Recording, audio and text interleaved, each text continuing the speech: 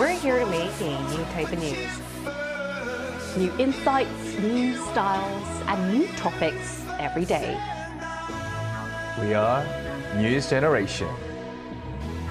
Making news just for you. It's February 21st here in Seoul. I'm Shin-Yoon, and you're watching News Generation. Joining me in the studio is Kwon Ji-yeon. Hello, good morning. Good morning, and Park Ki-hoon. Thanks for having me. All right, now both are here to speak on behalf of people in their 20s and 30s. As usual, let's start with our news feed, which covers different hashtags and news items that have been trending on social media over the past 24 hours. Last year, we saw more people in Korea buying sweets and desserts than before the pandemic hit. According to KB Kookmin-card, dessert shop sales soared 61% compared to 2019. The most popular dish was the Chinese street food, tanguru, a fruit stick dipped in caramelized with sugar. Next up in popularity were bagels, churros, and K-street food, walnut cookies, small pastries filled with walnuts, and red bean paste.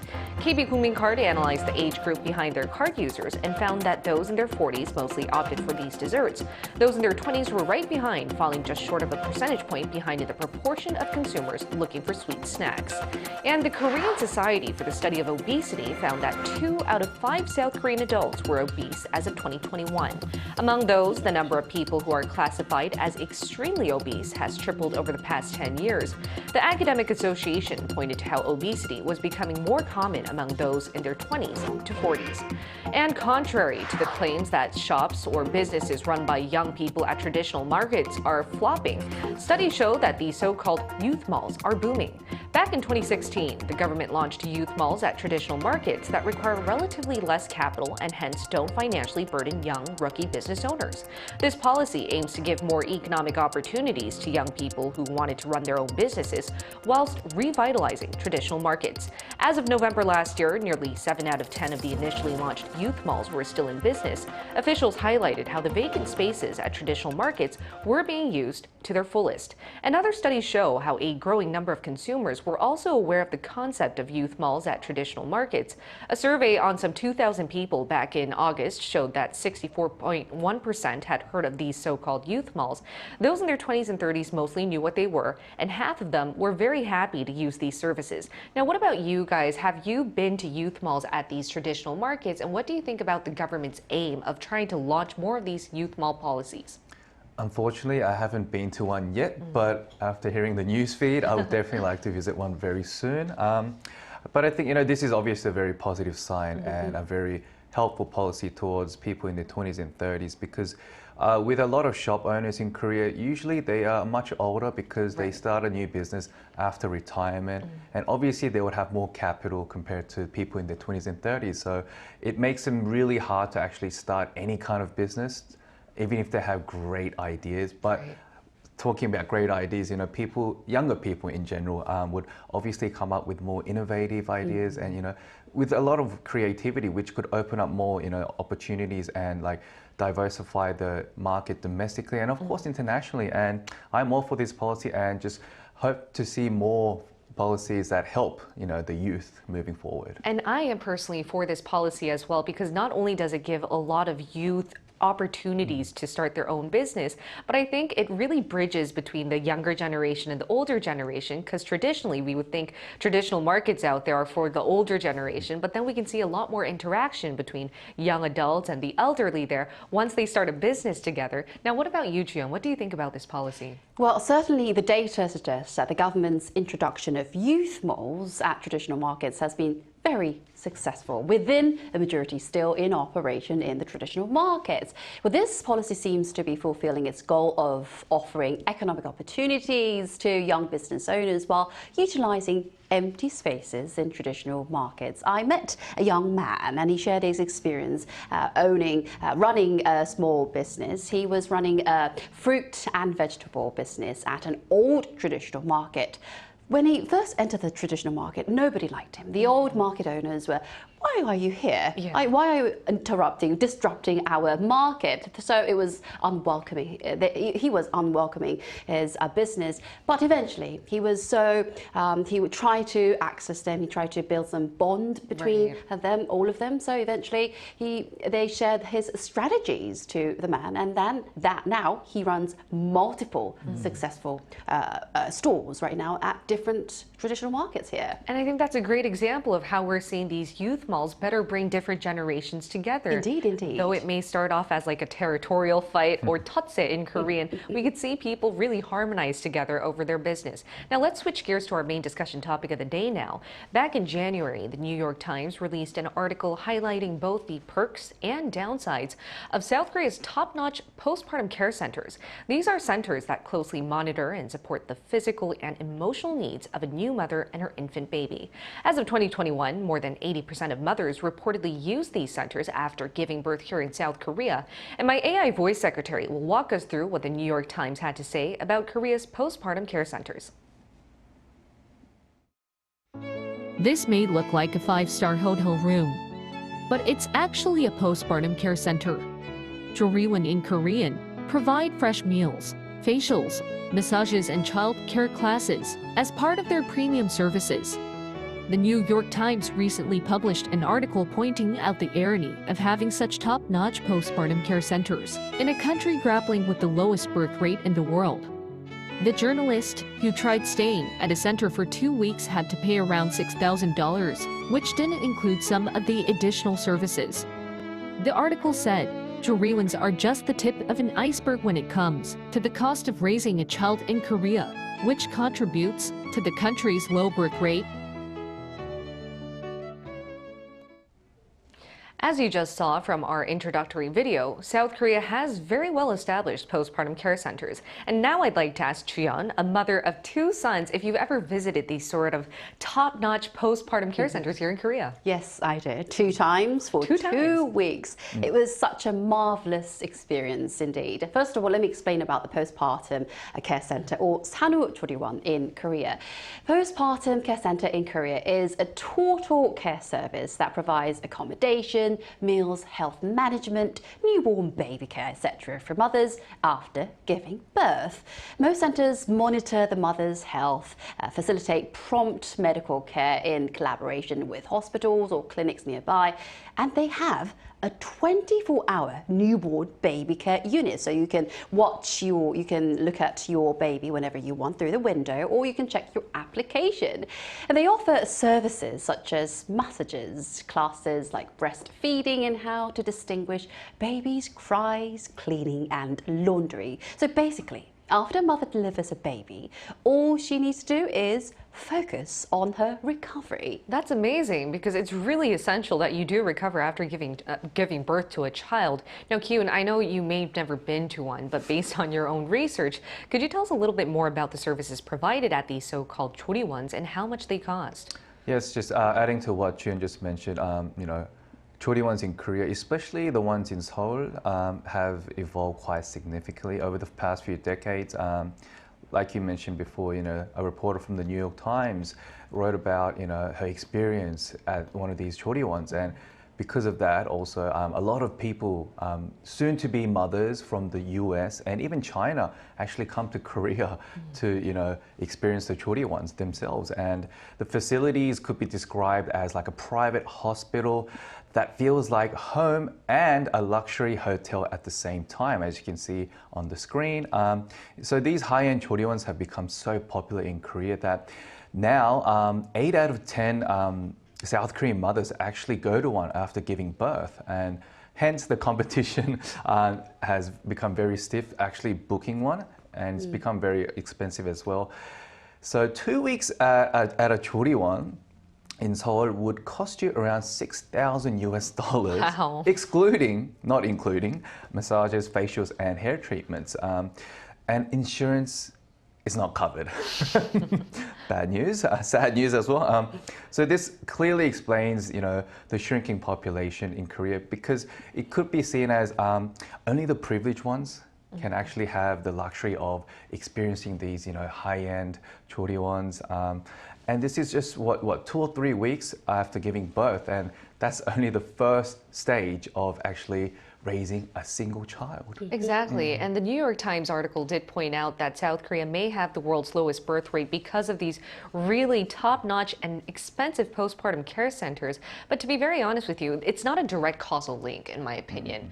And it's worth noting, though, as she very carefully listed out, that South Korea does have very premium services, which is why we're seeing a lot of people, even from the States and China, choose to have birth here. And that's why today we'd like to focus on what makes Korean postpartum care centers so special compared to those based abroad. And Joriwon, based on your own experience, what would you say is like the specific or distinct characteristics of Korea's postpartum care centers? Well, after using after delivering a baby at a hospital for 2 weeks, for 1 week that is in fact, and I went directly to the postpartum care center.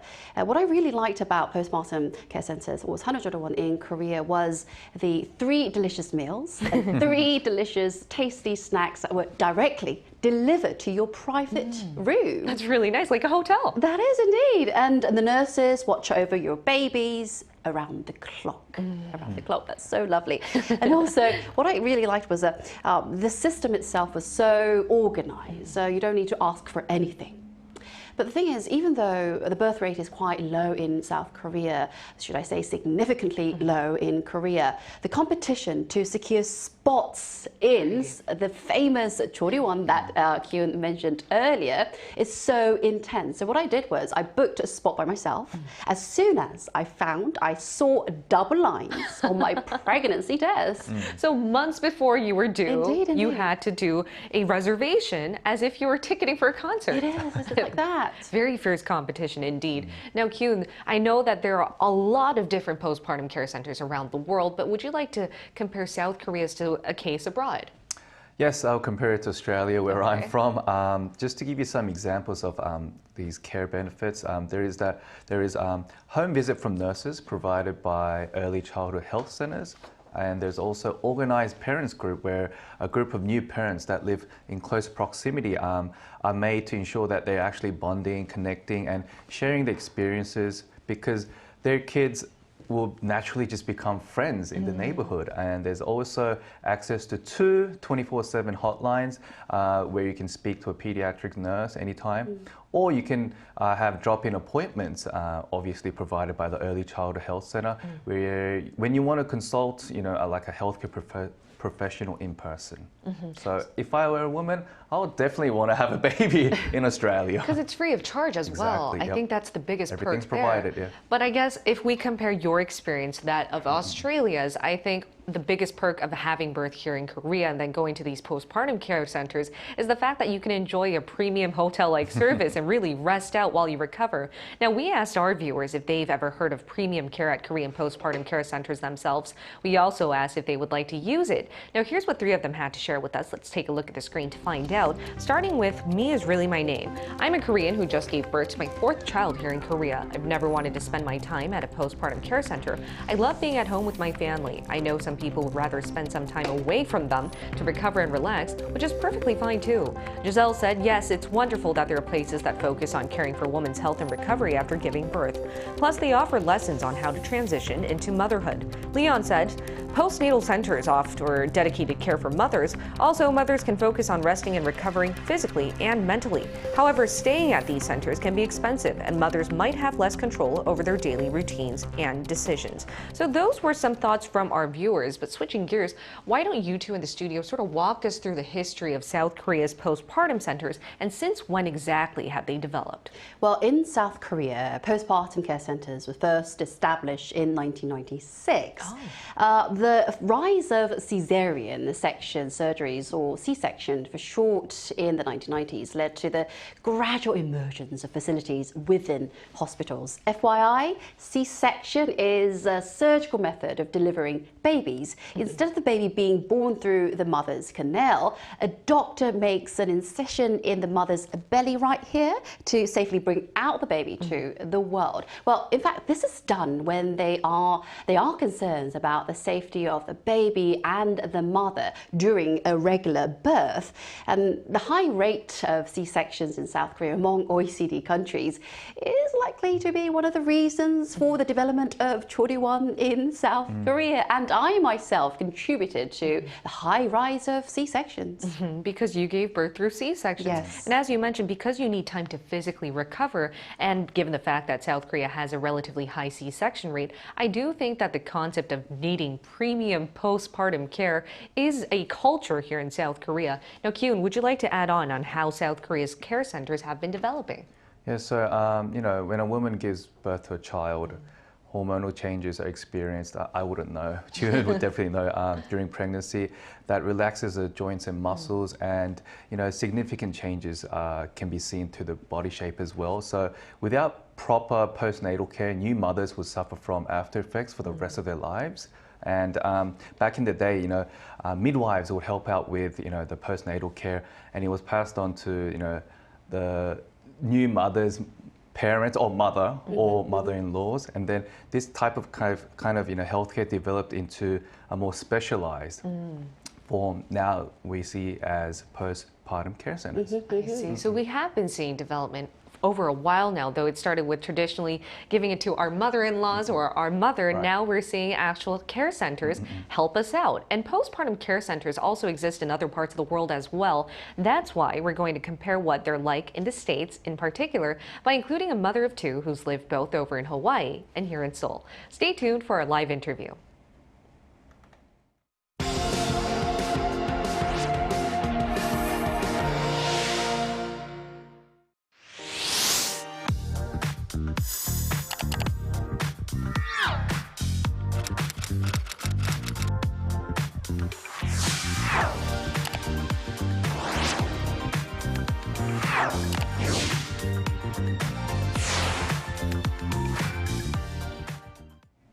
We're going to be talking to a familiar face. It's no other than Jem Kozak, who's also been with us in the studio before.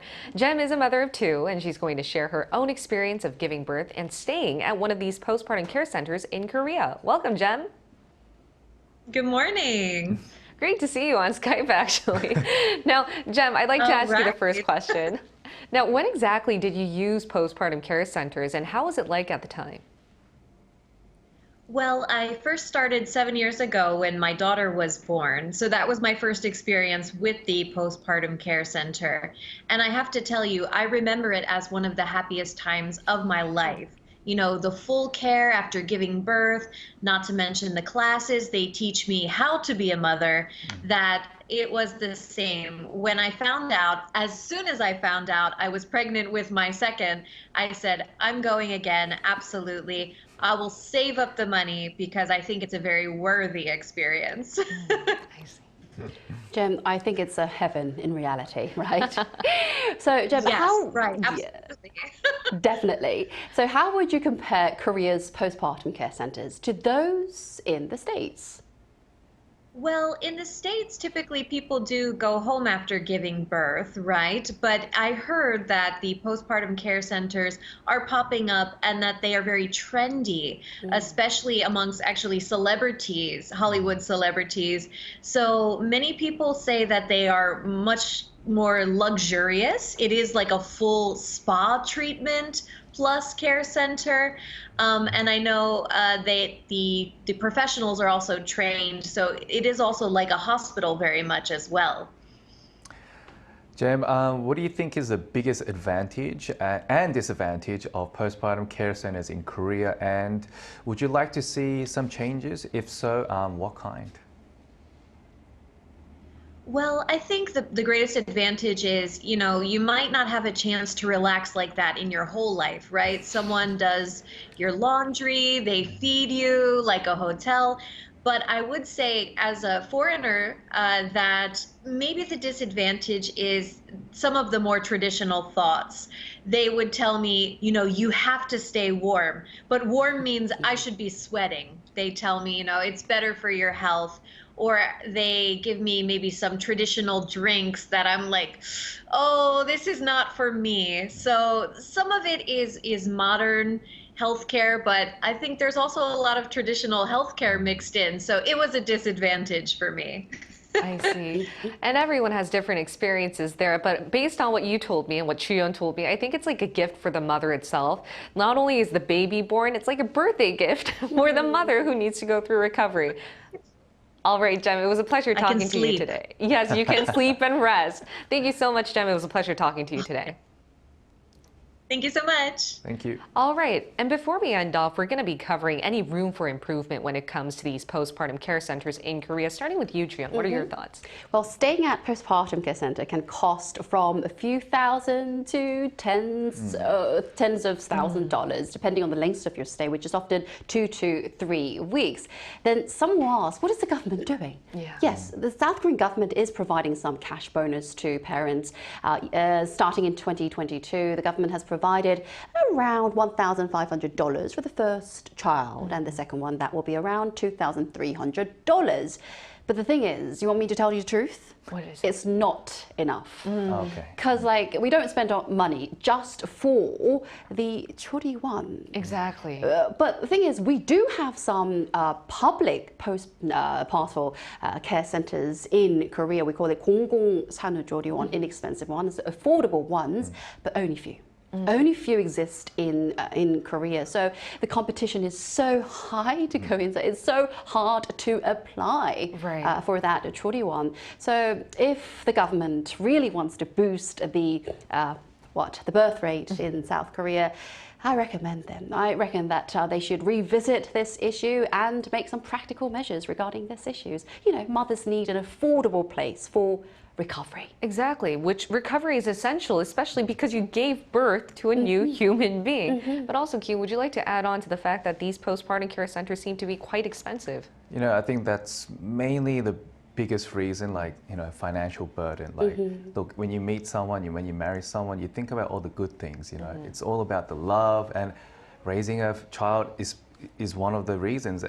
But in Korea, it seems like, wow, it's so expensive to just give birth. And I feel that because, you know, I'm not a woman, I would never know, but like giving birth to a child is so painful, and that just period really requires a lot of recovery, and it's also a gift as well. So I think obviously the government needs to really look into the root causes of why we're seeing such low fertility rate, and definitely just encourage more youngsters to, you know, get married and have kids. I mean, it's not a bad experience, and my thoughts are changing as well. And postpartum care centers are just a tip of an iceberg when it comes to looking at the living costs and the financial burden new parents have to go through, and which explains the low birth rates here in Korea. But hopefully, as South Korea is leading a trend of premium services when it comes to helping out new mothers and their babies, hopefully we'll see more premium infrastructure that allows more parents or aspiring parents to want to have children. Now, in the meantime, we'll be here every day from 9:30 to 10 a.m. Korea time,